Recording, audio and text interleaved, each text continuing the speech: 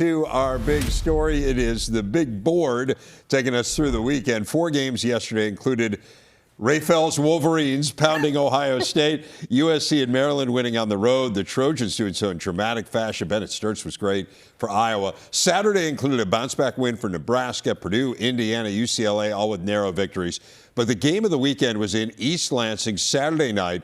Michigan State ending a 2-game skid behind a phenomenal performance from Jeremy Fears, outlasting Illinois in overtime. Let's start there. This was a game that Michigan State really needed. They trailed most of the way, but when they needed him most, man, did Fears come up big. I mean, Jeremy Fears was big time, and this is after going to Minnesota and losing his team the game, having to sit on that bench and hear all that noise. So for him to come out and respond this way, in this fashion, take down a top 5 team, I mean, it was big time. And you look at that second half, Jeremy Fears takes the game over. You look at it for the game, Jeremy Fears with 26 points, but 22 of those points came in the second half and in the OT. Whenever they needed a basket, he delivered at a high rate. It was getting in the lane when it was one-on-one. It was getting in the lane versus a 2-3 zone. He was finding lobs on the back cut, throwing lobs to the rim from half court with one shoe on. The dunk is crazy, but Jeremy Fears throwing that lob with one shoe on is even crazier. He willed this team to the victory. There's about 5 minutes left in this game. Michigan State's down 5. Jeremy Fears takes the game over. He doesn't look back. He did it on the offensive end. He was big time defensively, and then he shared that sugar. 15 big time assists.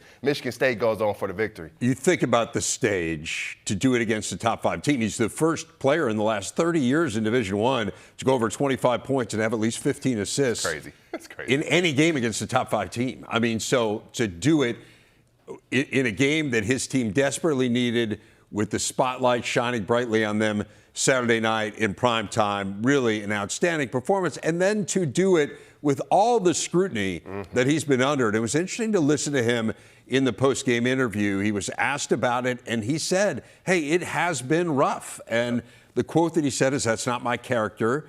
But he kind of owned it, that, yes, a lot of people have been talking, and it has been a challenge. It has to be a challenge. I mean, in this day and age, when all you got to do is look at your phone, and everyone looks at their phone pretty much every waking moment. I mean, he's got to see all of this stuff swirling around him, Raphael, and to have the performance that he had, again, speaks volumes. I think that speaks to who he is as a person. I know the Minnesota game, he got over the fight a little bit. He got into that battle with Langston Reynolds, because you look at Jeremy Fears as a bully. But when you run into a bigger bully like a Langston Reynolds, sometimes you don't contain yourselves. And he understands what happened at Minnesota, it can't happen again. I love when he talked about Carson Cooper pulling him aside after the game when they got back to East Lansing, talking to him for an hour. That's what leaders do, like a Carson Cooper. The conversation he had with Coach Izzo. A lot of guys can go into that conversation, and those words go in one ear and out the other. And I was able to talk to Jeremy Fears' father yesterday.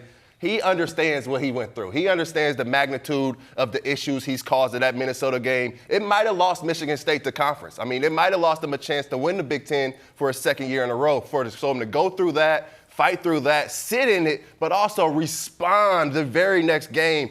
It's a big deal because this wasn't just the top 5 team. He's also facing one of the better point guards in the country in the Keaton Wagler. So he was going through his personal battles. He's going through that battle facing one of the best freshmen in the country. And then you're at home playing in front of your crowd. You need to win. Jeremy Fears showed he is the ultimate floor general, a leader of that locker room, a leader of men. In the way he responded this game, he just has to continue to play this way and just play the game the right way. He now is the national leader in assists. He's passed Braden Smith, so Jeremy Fears leading the nation in that category.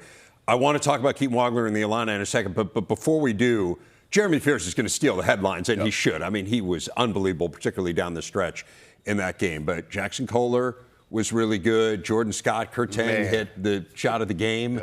So it wasn't just Jeremy Fears. A lot of guys stepped up here for Michigan State. Everybody did their job. You look at Michigan State, Jeremy Fears, he makes it go, but other guys have to fill their roles. Even Carson Cooper, he gave him 8-9 rebounds. Jackson Kohler, 16 rebounds, 6 on the offensive end, just playing hard, taking the fight right to Illinois. And then you mentioned Jordan Scott. Jordan Scott was phenomenal on both ends of the floor. He knocked down some huge shots in transition. He was able to get into the lane and finish at the basket. But the defensive job that he did on Keaton Wagler, that was special. It was sensational. He was draped on him. And what I love about it, foul out, young fella. foul out. He fouled out the game, does not matter. Do your job. Keem Wagler goes 2 for 16 from the field. A big reason behind that is Jordan Scott. Then Curtain comes in the game. He gives him 10 points. He makes some big shots. So you look at it. You look at Michigan State's backcourt. Jeremy Fears with 26, but you look at Curtain, Jordan Scott. They're not on the floor together much. So you look at that combination of 20 points. They make 4 threes. That's what Michigan State needs from their two-guard position, and they need their front court to dominate the glass, get out in transition, and bring the fight every single night. The job they did on Wagler, to your point, was unbelievable. And then a great job on the boards. Offensive and defensive rebound percentage, they won both. That is really hard to do against a team that's as massive as Illinois. The Illini have been so good here recently. They see their long win streak come to an end. I thought Brad Underwood, after the game, really complimented Michigan State, the way they played. He seemed comfortable with kind of the way this went down. Disappointed, obviously. You're going to be disappointed.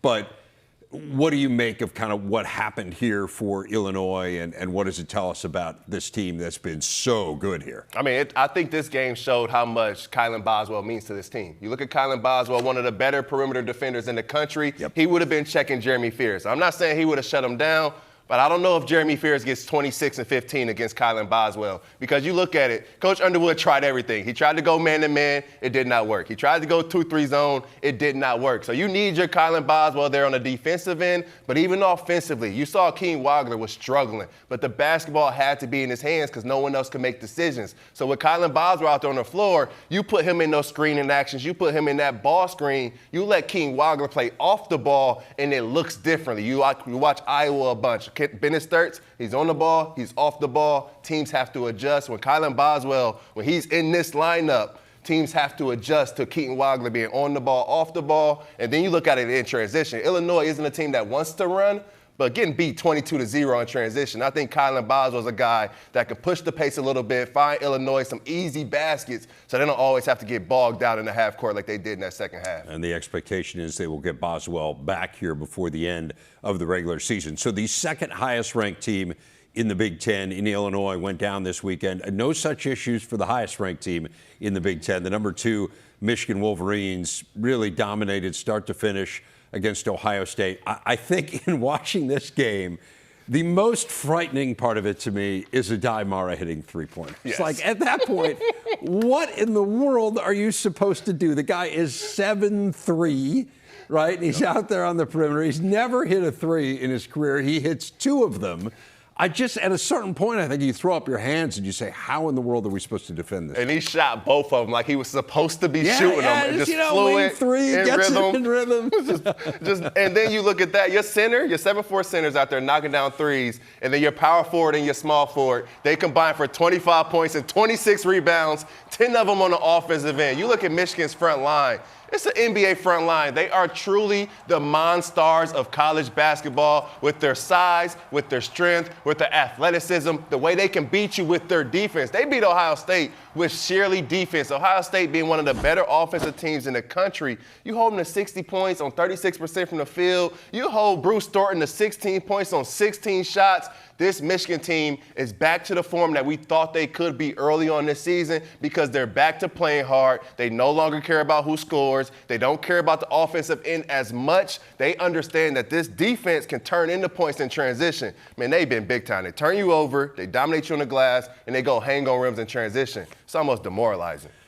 I would think demoralizing would be one word for it, yeah. Or hopeless might feel like another one, right? Like, what in the world are you supposed to do? You mentioned I'm blown away by the connectivity on this team because I just think in this portal area it's so hard to do. And Axel Lindenberg was saying after the game, we're family. We like to hang out together. We like to spend time together. It's hard to get that kind of chemistry, I think, in the way that roster turnover, certainly in the way that this roster turned over from last year to this year, and it speaks to the culture that Dusty May has built. And I think it speaks to the person that Axel Lindenberg is, because Axel Lindenberg, I think he's a great leader. He's one of those guys that wants to give credit to his teammates, because Axel Lindenberg, projected lottery pick, he's projected to play at the next level. He could dominate the basketball. He could be a guy in the locker room that everything has to go through him, but after that game, You win a big one at Ohio State. He played very well, but he gave credit to Roddy Gale, and Roddy Gale didn't even play. He said, we got this win for our guy, Roddy Gale. So you see that locker room. They are tight. They are connected, and it shows in winning moments. You look at that game against Michigan State, the way Elliot Cadeau was able to take over the offense and be a conductor, and everyone follows suit. I mean, it's just big time. You watch Dusty Man in the locker room talking about staying together, playing the right way, keeping the goals in front of them, and all of those guys have been able to respond well. But it starts with those leaders. It starts with Yaxel. It starts with guys like Will Shetter and Amari Burnett, and it bleeds down to everybody else.